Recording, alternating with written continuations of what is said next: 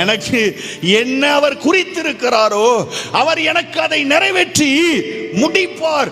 சபையே, நீ ஆறுதல் அடைய வேண்டும், நீ ஆறுதலுக்கு இடம் கொடுக்க வேண்டும், நீ விசுவாசத்திலே வளருகிறவனாய் மாற வேண்டும். விசுவாசம் இல்லாத மனிதனுக்கு ஆறுதல் கிடைப்பது இல்லை. எனக்கு குறித்ததை அவர் எனக்கு நிறைவேற்றி முடிப்பார். எந்த ஸ்தானத்தில் சொல்லுகிறார்?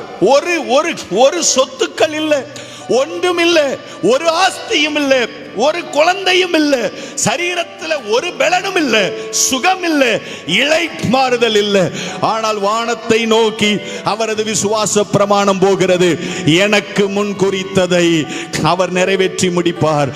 எனக்கு குறிக்கப்பட்ட காலங்கள் இந்த உலகத்திலே நிறைவேறி முடியும் போது நிச்சயமாக எனக்கு ஒரு மாறுதலை அனுப்ப அவர் கிருபை உள்ளவர். அவர் கிருபை உள்ளவர். அவர் கிருபை உள்ளவர். ஒரு காலம் வரப்போகிறது. யோபே, உனக்கு திரும்ப 10 பிள்ளைங்க கொடுக்க போறார் ஆண்டவர். திரும்ப உனக்கு ரெட்டிப்பான நன்மைகளை கர்த்தர் கொடுக்க போகிறாரு. எந்த ஜனங்கள் உன்னை எல்லாம் குத்தி காயப்படுத்தினாங்களோ அந்த ஜனங்களுக்காக நீ ஜெபிக்க வைக்க போகிறார் ஆண்டவர். அந்த காலம் வரைக்கும் நீ வாழணுமா வேண்டாமா?